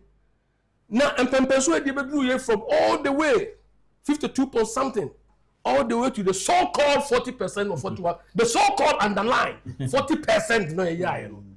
Some would declare the what the party abba from saying a dear Ben anti-party behavior say your policy you been see the history of the party no and far party needing Emma dispute now and no the multi petition and no the multi kuku di pardon ko jina o say you find it out multi and yes I know my way na obi e kan kre se mo ba ya no munye say NDC esutimi nyeye wo come no kre as a patriotic Ghanaian na se bo ka na mo ka enti wo mo jina do they expect honorable Ken se oni abronye e betina campaign so oni begina David so aye campaign do they expect him do they expect honorable Ken so oni o say table sabansu the initiator of all these things ebegina campaign platform so aye campaign only adwasafo ebegina aye campaign how akumkin me de wudi ni me kan se me sepa bi how akumsin begina campaign so aye campaign so omo ne de ye wo mo a na sa wo nya kra ni kwan se o ka e kire no ni kwan se o ka kire papa munka mamenka onyakupo kra ba wiase o se let there be light na abeka se de ba madunu Tama Moses eko nyame ani mu Nyankopon nkoso busa no o se edebe ne kutawei apoma na sa apoma no on nyame man ne de perform wonders se ye fre wo mo do mo di na chiri nyina ba na de honorable Ken so begina on nyame ani Nyankopon busa honorable Ken se edebe ne kutawei o se mabia enwuma o se maye wei me si hospital me ye wei maye sei my yes, so from the constituency from northern region all the way to western region to central region, everywhere in the contribution to the party and the contribution to the country. And when the kuta no, when you miss any twaso, who so a debe the kuta war, who ne can. Now when you can't, I won't pass your becca, baby or minor druno, any baby a yet do say no, or mining catcher da or one. They need somebody what can you create or can you create or your discipline or done in mind. Now also that oppressor. We will not sit here and allow them. Allow them to destroy this country. We will speak and fight for Ghana, for the youth. I'm a Ghana father to 1 minute.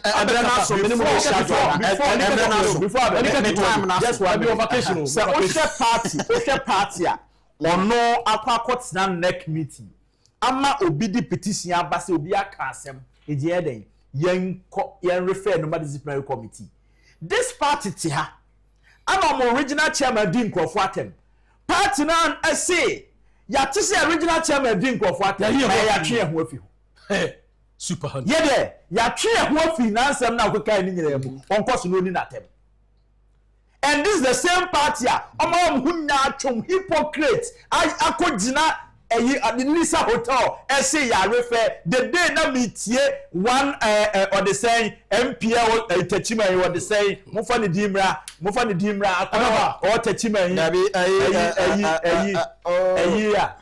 Akwaya Obunoya director of elections. Oh no. Say, ana honorable Ken Agyapong, ana obejai de oye na onjai Martin James Akosa. Ana me say urade. And then Martin MP kasa honorable Ken Agyapong wanim. My goodness. Na more MPP no, na more enfa. E die the boss is Jambasi. Amatumpaya na kesa na dunyina. Ma ma so nya samanya fair to matiefo ne mahwefo say 5 minutes mpa me fama wo mo. Na sabaton for 2 minutes and read the messages no yanko isan say nyasem ketwa 02405508 9902405508 me patcho friend na obemu aye ntientia na wonua so emre mu bi me fa just 5 callers na yanko hello good afternoon hello Sinope Kaleseri etie wudi no ya afrefi na yentio in fact program na we no very interested. Now again, me say MPP ya di omaya shemosa. Some show minus. My team second ba me na ye vice. I say can we control me ma who ni penny crowd na penny here. Na so to me tene catch the penny so e di ameja what here. When team answer no am of mine akodi party for France ma one eh won why because only the man shows and want to member ye so what I say asema Kennedy Agyapong can say can you pay now what can Agyapong dey move so no you na papa no that man hwe yi I say apostle ko Jesus apoko no sa na mo hwe ade because this is the time I say my papa no kwan na odi ne me go for Ghana for because Ghana ye brave back. What was the MPs now? What to say? Your friend is a parliament. Oh, yeah, 4 years, no more discuss. Not quite to come to me. Oh, when we now, I say, motion, no to be near my two. Someone came down and said, oh, we are back to my what about doing? Okay, I use Ramay. May I say 0240550899 0240550899. I can't 4 callers now for media. See, hello, good afternoon. Hello. Good afternoon. Debbie, my onion chain, or Tien home, my onion chain. Hello. Oba men tie ho, tie what, tie me your phone is near income. Hello, good afternoon. Okay, when Timmy and so 0240550899. Hello, good afternoon. Afternoon, bro. Sinopay.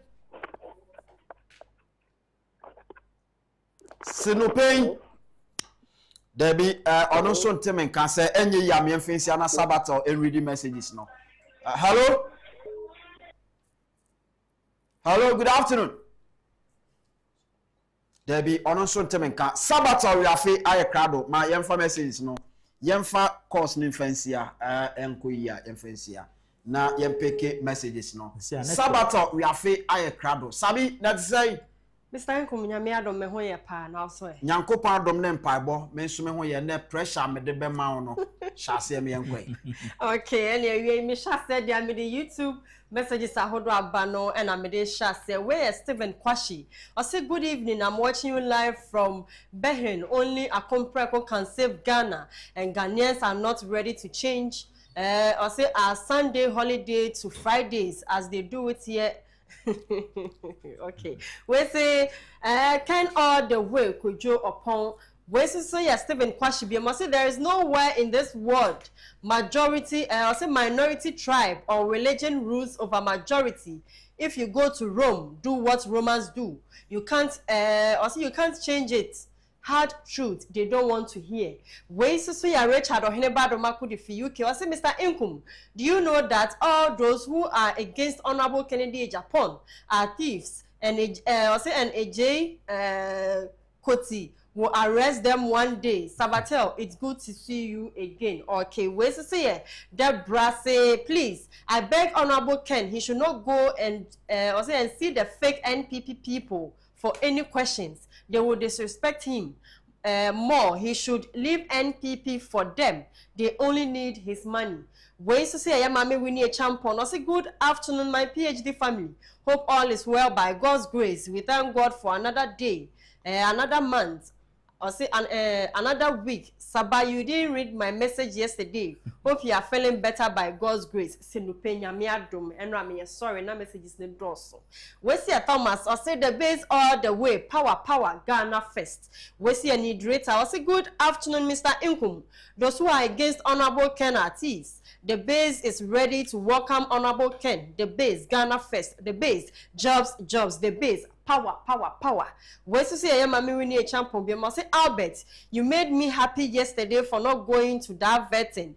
You are a very sensible man. NPP party wants liars to move with them. God's time is the best. Your time will come. Keep up the good work. Obuano sro come back disqualify one time. Come man said your lawyer kweku amoda.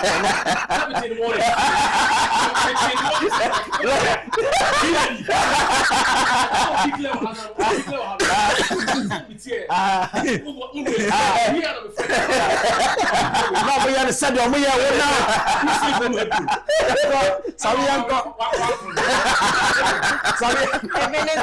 the base Ghana first. The base jobs. The base power.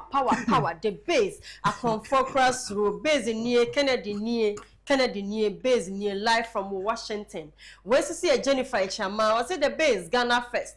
The base Honorable Ken is quiet. I say the base jobs and Ghana youth get involved to the job man. I say Mr. Talk and Do. Way Associate Jennifer Biom. I say the base Ashanti region get involved and register and join the base Ghana first. Friends of Kencity Media, say good afternoon, Mr. Inkum. We are still waiting for NPP to sack Honorable Kennedy on Agyapong. If they can do, hashtag the base Ghana first, hashtag the base power. We see a George Owusu, also watching you live from Germany, Hamburg. Also good work done, the base Ghana first, the base jobs, the base youth, power, Ghana first. We see a Agyapong Hima TV, also the base Ghana first, please get connected. Afa wesu ese onwa bimosi Sinupeng, God bless us all. Kwame said you say good afternoon Sinupeng crew. If Abronya never honored invitation by disciplinary committee, Honorable Kennedy should do so. Simple as ABC. Richard Bless say there is no man in the NPP who can sack Honorable Ken, and if they do, we will chase the elephants, or we will chase the elephants to the bush forever. We are watching closely 2028. Philomena Yaboa Mensa say good afternoon guys, keep up the good work. The base Ghana first, the base we are connected. We also a Beatrice appear.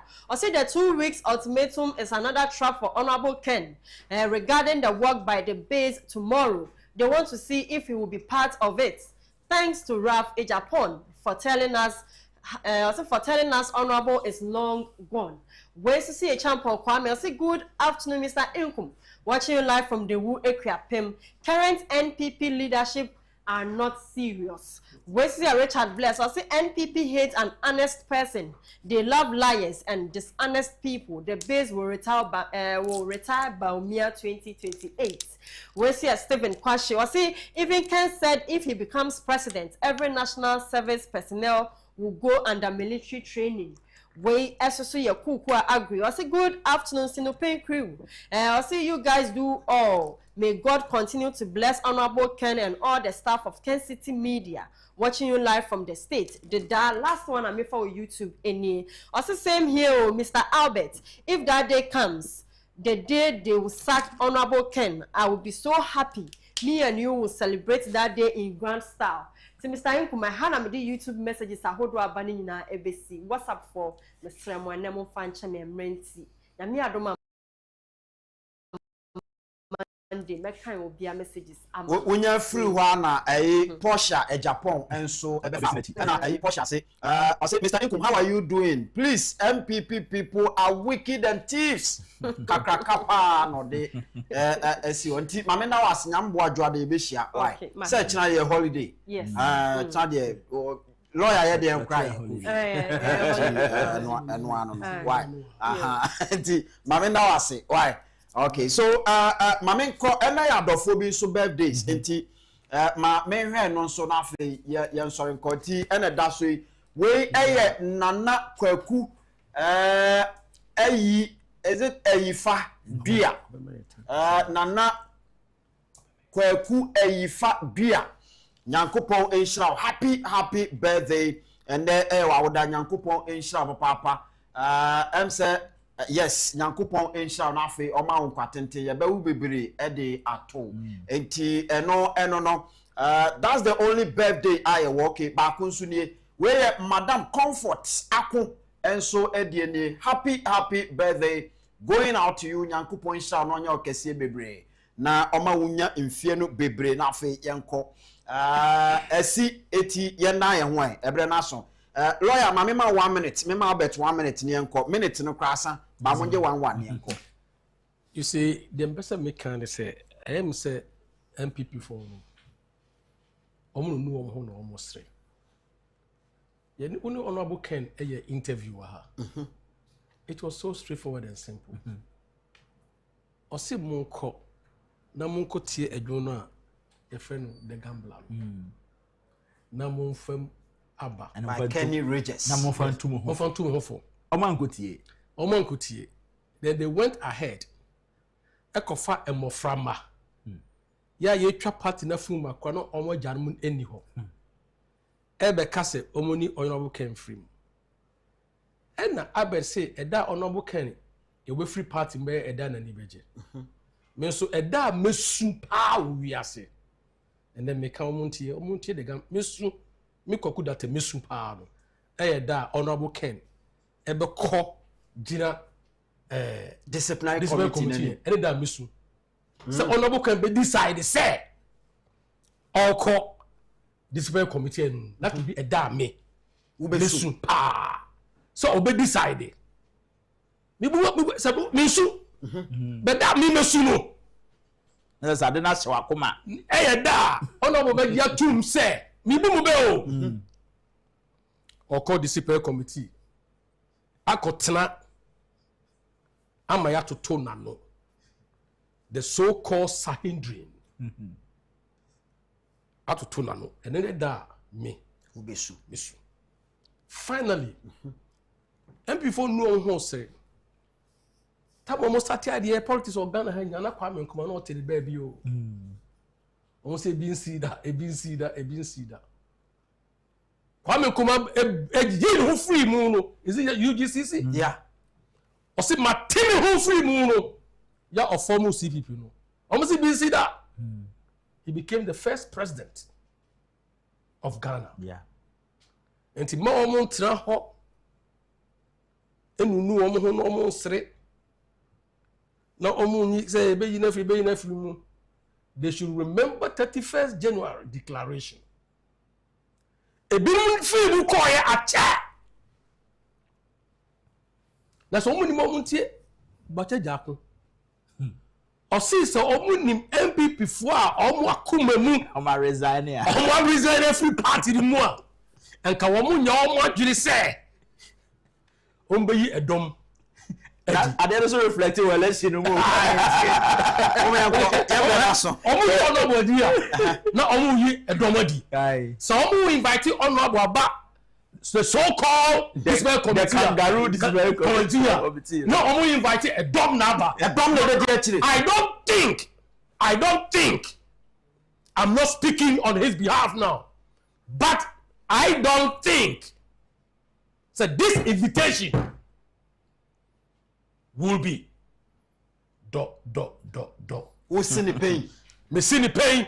I mean now I say so who yam pesi ye bu wodi chie now say tibakoto me so tiabomu to me so ya ka ka chira mo ya mamu timeline wa bra second gina wachi it's timeline tiabomu wo so who yam pesi ye bu wodi chie o se tiabomu to me so kete so no be den Embe Johnson Albert mayanko Mizenko yes sir say the lawyer kai no ma ade na me person ke bi ajo da but ma menti ho kakra hwe ope obi wo MPP party msisi a why so irrelevant all fighting last me catch what say he is on image recovery mission eye engineer Kwabena Agyapong.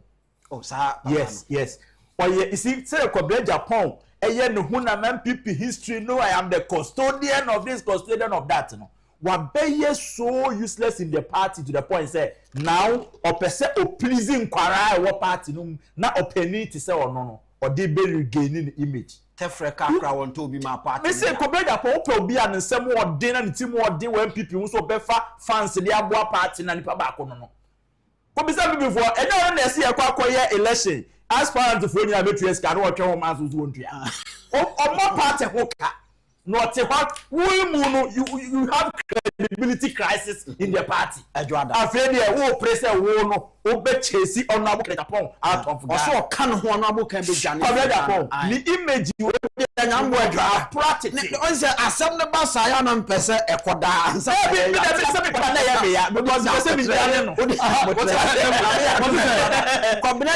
say so can who say obey chase your honorable can be Ghana.